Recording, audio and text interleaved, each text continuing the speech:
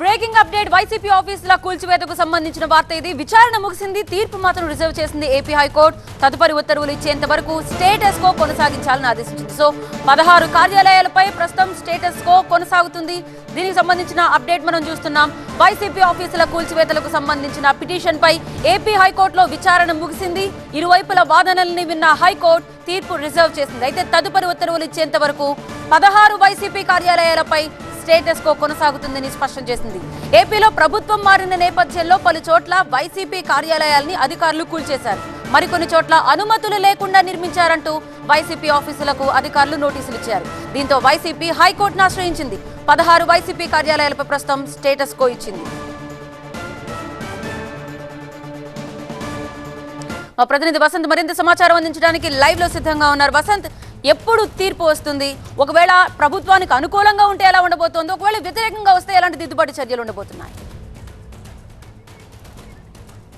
ప్రస్తుతం తమ కార్యాలయాలను రాష్ట్ర వ్యాప్తంగా కూడా ప్రభుత్వం కక్షగట్టి మరీ కూలుస్తుందంటూ కూడా వైఎస్ఆర్ కాంగ్రెస్ పార్టీ ఈరోజు హైకోర్టును ఆశ్రయించింది. నిన్న 11 జిల్లాలకు సంబంధించిన కార్యాలయాలు, ఈరోజు 5 జిల్లాలకు సంబంధించిన కార్యాలయాలు, మొత్తం 2 రోజుల్లో 5 లంచ్ మోషన్ పిటిషన్స్ను దాఖలు చేసింది. ప్రధానంగా ప్రస్తుతం యథాస్థితిని పాటించాలంటూ కూడా హైకోర్టు ఆదేశాలు అయితే జారీ చేసింది. రాష్ట్ర వ్యాప్తంగా వైఎస్ఆర్ కాంగ్రెస్ పార్టీ కార్యాలయాల కోసం అన్ని అనుమతులను నిబంధనల మేరకు తాము తీసుకున్నాము. ముఖ్యంగా లోకల్గా ఉన్నటువంటి అర్బన్ డెవలప్మెంట్ అథారిటీలు, మున్సిపాలిటీలు, మున్సిపల్ కార్పొరేషన్స్లో ప్రత్యేకంగా వాటికి సంబంధించినటువంటి అన్ని పనులు చెల్లించాము. లీగల్గా అన్ని అనుమతులు తీసుకున్నాము. టౌన్ ప్లానింగ్ డిపార్ట్మెంట్ నుంచి కావచ్చు, అక్కడ ఉన్నటువంటి మున్సిపాలిటీ నుంచి, అన్ని శాఖల నుంచి అనుమతులు తీసుకొని నిర్మాణాలు చేపడుతున్నటువంటి ప్రకారం అయినప్పటికీ కూడా పనిగట్టుకొని తెలుగుదేశం పార్టీ అధికారంలోకి రాగానే తమ పార్టీ కార్యాలయాలపైన నోటీసులు ఇచ్చి కక్ష సాధింపు చర్యలకు పాల్పడుతూ ఉన్నారు. ముఖ్యంగా అన్ని అనుమతులు ఉన్నప్పటికీ కూడా ఏదో ఒక నోటీసులు సర్వ్ చేయడం, వాటికి అనుమతులు లేవనే పేరుతోటి వాటిని కూల్చివేసేందుకు ప్రయత్నాలు చేస్తున్నట్టు కూడా వైసీపీ ఆరోపిస్తోంది. అందులో భాగంగానే మొత్తం 15 జిల్లాల కార్యాలయాలకు సంబంధించి హైకోర్టులో లంచ్ మోషన్ పిటిషన్స్ దాఖలు చేశారు. ఈ పిటిషన్లన్నింటినీ సుదీర్ఘంగా విచారించినటువంటి ఏపీ హైకోర్టు యథాస్థితిని పాటించింది. అంటే స్టేటస్ కో విధించింది. తీర్పును కూడా రిజర్వ్ చేసింది. అంటే తీర్పు వెలువడే వరకు కూడా ప్రస్తుతం స్టేటస్ కో అమల్లో ఉంటుందంటూ కూడా హైకోర్టు ఆదేశాలు అయితే జారీ చేసింది. అయితే ఒకవైపు ప్రభుత్వం మాత్రం ఎక్కడెక్కడైతే భూములను వైఎస్ఆర్ కాంగ్రెస్ పార్టీ కార్యాలయాల కోసం తీసుకున్నారో అవి అత్యంత విలువైనటువంటి భూములు అక్రమంగా ఏకపక్షంగా అధికారంలో ఉన్నటువంటి సందర్భంలో ఆ భూములు కబ్జా చేసేందుకు ప్రయత్నాలు చేశారు. అనుమతులు ఎక్కడా కూడా తీసుకోలేదు, నిబంధనలు ఎక్కడా కూడా ఫాలో కాలేదని కూడా తెలుగుదేశం పార్టీ నేతలు ఇటు ప్రభుత్వం అయితే చెప్తోంది.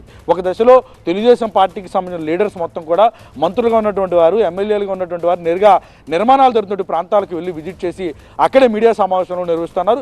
ఈ అంశాలను మొత్తాన్ని కూడా ఇటు వైఎస్ఆర్ కాంగ్రెస్ పార్టీ తీవ్రంగా ఖండిస్తూ ఉంది. గతంలో తెలుగుదేశం పార్టీ అధికారంలో ఉన్నటువంటి సందర్భంలో రాష్ట్ర వ్యాప్తంగా అన్ని జిల్లాల పరిధిలో ప్రభుత్వ పార్టీ కార్యాలయాలను నిర్మించుకోవడం కోసం ప్రత్యేకంగా జీవోలను తీసుకొచ్చింది.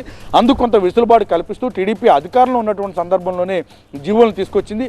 అందుకు అనుగుణంగా తాము అన్ని అనుమతులు తీసుకొని నిబంధనల మేరకు తాము భూములు కేటాయింపులు చేసి అక్కడ పార్టీ కార్యాలయాలను నిర్మిస్తూ ఉంటే వాటిని కూలగొట్టాల్సినటువంటి అవసరం ఏమొచ్చింది? ఒకవేళ భూముల కేటాయింపుల్లో ఎక్కడైనా అభ్యంతరాలు ఉంటే లీగల్గా ప్రొసీడ్ కావాల్సి ఉంటుంది, లేదా నోటీసులు సర్వ్ చేసి తమ వివరణను పరిగణలో తీసుకోవాల్సి ఉంటుంది. అటువంటి చర్యలు ఎక్కడా కూడా చేయకుండా ఏకపక్షంగా నోటీసులు జారీ చేయడం, వెంటనే వాటికి రిప్లై ఇచ్చేటటువంటి టైం కనీసం 15 రోజులు ఉంటుంది. అటువంటి సమయం కూడా ఇవ్వకుండా రాత్రికి రాత్రి వచ్చి కార్యాలయాలను ధ్వంసం చేస్తున్నారు. ఇది ఏకపక్షమైనటువంటి చర్య. ఈ విషయంలో జోక్యం చేసుకోవాలంటూ కూడా హైకోర్టును ఆశ్రయించారు. ఈ పిటిషన్లన్నింటినీ హైకోర్టు సుదీర్ఘంగా విచారించింది. ఇప్పుడు ప్రస్తుతం నిర్మాణంలో ఏవైతే 15 కార్యాలయాలు ఉన్నాయో ఆ 15 కార్యాలయాలకు సంబంధించి తీర్పును రిజర్వ్ చేసింది. ప్రస్తుతం స్టేటస్ కో యథావిధిగా కొనసాగుతుందంటూ కూడా హైకోర్టు అయితే ఆదేశాలు జారీ చేసింది. తీర్పు వెలువరించిన తర్వాత దానిపైన ఒక స్పష్టమైన నిర్ణయం వచ్చేటటువంటి అవకాశం అయితే ఉంటుంది. థ్యాంక్ యూ వసంత్, డీటెయిల్స్ అందించినందుకు.